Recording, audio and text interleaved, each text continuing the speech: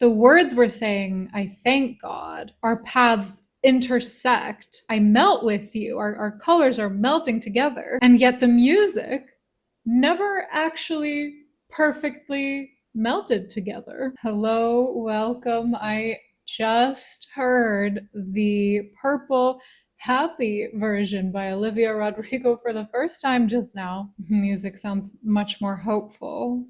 Ooh, but the dissonance is still there on I Still Know. Huh. And I'm not actually going to play the song in this video because Olivia actually airdropped it to people who were at a particular show in New York. But I do want to analyze, do a little comparison of this happy original version of Purple versus the final version that we actually get on the album. As you may already know, I'm Vicky. I'm a therapist who loves talking about pop music. I actually did a deep dive analysis video of the song Purple where I share one theory, my theory of what the colors mean psychologically, because I think the song Purple is actually really important to understanding the whole album. I think it holds not only part one and part two of the album together, but actually connects a lot of the other lyrics. So I will link that in the description below if you want to see my deep dive of the song Purple. But this version is really interesting. So she has kept the first verse the same. This was originally written in the song, this story of two lives melting together. But what's really interesting is that the musical dissonance, which I interpret as this sort of foreshadowing that the melting is not a pure melting, that there's something a little off. That dissonance, surprisingly, was actually in the original version as well, which is supposedly the happy version. So I'm like, if this is the happy version, why does it feel like there's foreshadowing? Of course, we're biased because we know the final version, so it's impossible to look at this version without referring to the one we already know. But this pre-chorus is very different. And it feels like Olivia is showing yet another example of how crazy it is that two separate individuals' lives can come together and seemingly melt with each other. She's remembering her heartbreak, how other relationships ended, and one saying, well, isn't it crazy? Like now I've found love, just contrasting being in love versus being heartbroken. But it's also like she's contrasting being in a state where she doesn't have anyone defending her to now being in a position where she feels like her current partner would defend her. There's a sort of supportive voice, a supportive presence that maybe she's comparing her crying self in the past to, because she didn't have that. But now she has someone who's saying, oh, I would fight him. How dare someone hurt you? Almost like there's an implication of, I would never hurt you, which is interesting because, you know, this is so easy to say. So it's sort of easier said than done, isn't it? I mean, I appreciate the sentiment, you know, if someone you care for has been hurt in the past, it can be a natural response to want to defend them. But ultimately, like, this guy can't go back into the past and fight anybody. So I think this is something we can say when we sort of want to just show some care, but it really, at the end of the day, like, it's words, it's not actions. There's just something about this verse that really just captures a specific moment in time in this relationship. You share to each other about your past hurts, you feel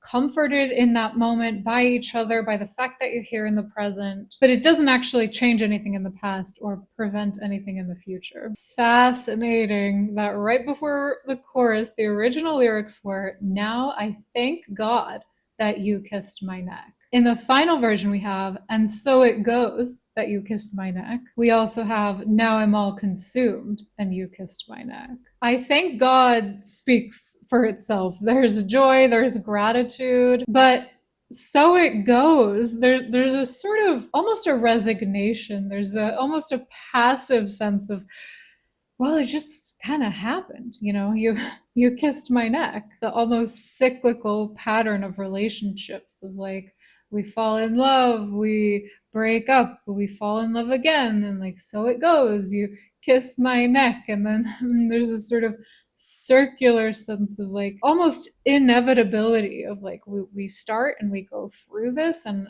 this is how it is. And so it makes sense that we get this after the relationship has run its course. It's that retrospective reflection. Really interesting that I'm all consumed didn't come until the later version, which totally captures how when you're in the moment, you may not even realize that you're all consumed or how consumed you really are. Whereas afterwards, you might reflect on the fact that that very thing that you were thanking God for in the moment actually may not have been the best dynamic for your sense of agency and independence. This is fascinating to me that the chorus is essentially exactly the same. Some of the production is different, but the dissonance on the words circle and purple are it's still there. So it really just makes me curious to think, like, in the moment, what was the songwriting process like? How conscious versus intuitive was this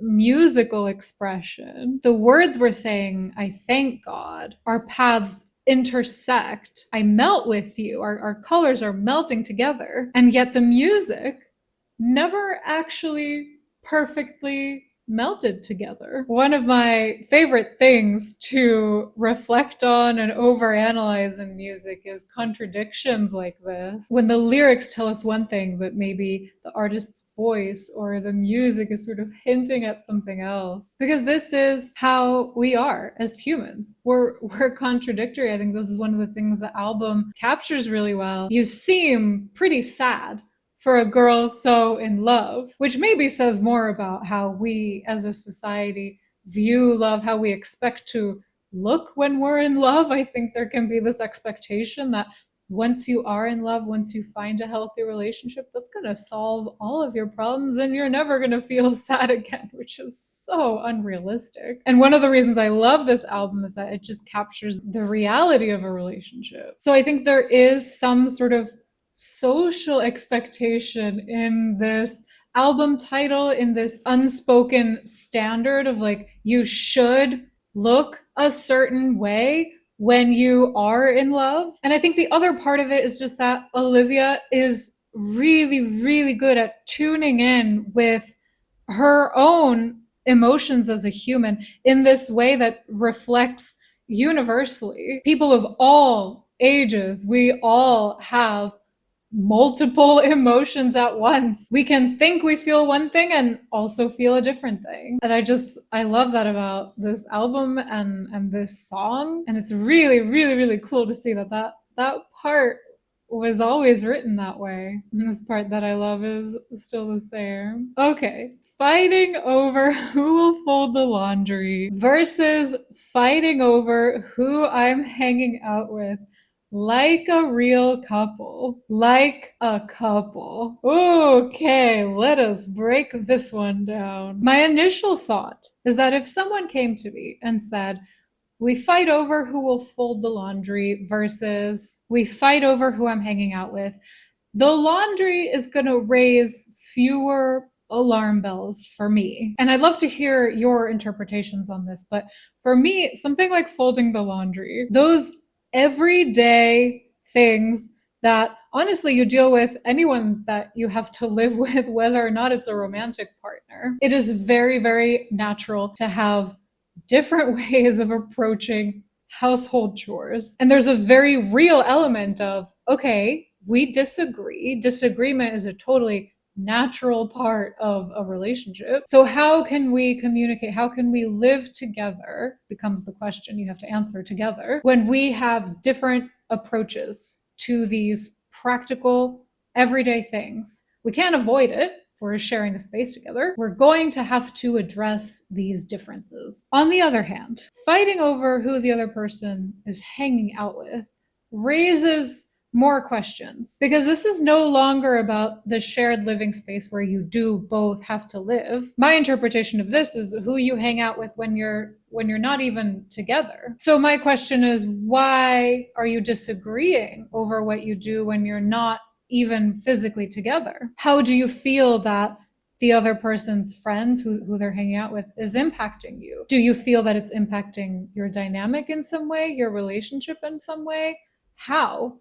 Why? Do you potentially feel jealous that your partner's hanging out with people who are not you? Are you worried that they might influence your partner to do things or think things that you don't want them to? Also, what are those things? Because there are both healthy and unhealthy reasons to have concerns about who your partner hangs out with. So to jump to any conclusions here about who is at fault if this is happening, or to assume that there's a manipulative dynamic here or controlling dynamic, I actually would not go that far. I think the key here is the fighting. It's the disagreement, and disagreement is totally natural in all human relationships. When you engage authentically with another human, you are ideally separate individuals with your own ideas. That's a good thing to be different. And it's natural to sometimes clash, disagree, not be perfectly on the same page all the time. So if there is fighting,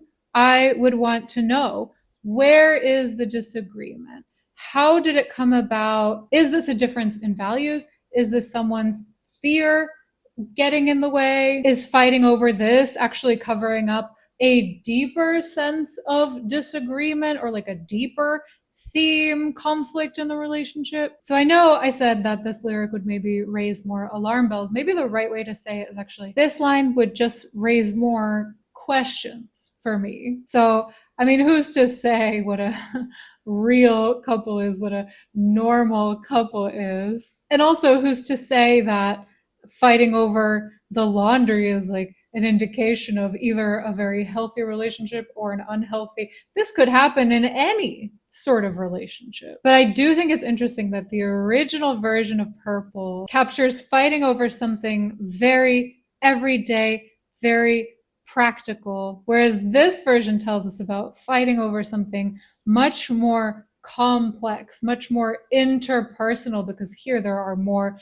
people involved. There are more emotions, more dynamics at play. Not to say that fighting over folding the laundry doesn't hold a lot of emotional dynamic, potentially. This seemingly innocent, seemingly practical fight could hold so much meaning around control, giving up control, difficulties adapting to other people's preferences, difficulty taking responsibility with chores around the house. If you really wanted to overanalyze, you could get into gender dynamics and mental load. There really could just be so much in this one little fight. In my deep dive video for the song Purple, I purposely chose this theory, this color theory of what these colors mean, that I think can capture a wide range of relationships, from healthier to less healthy, more dysfunctional. But it felt really important to me to not assume that this album is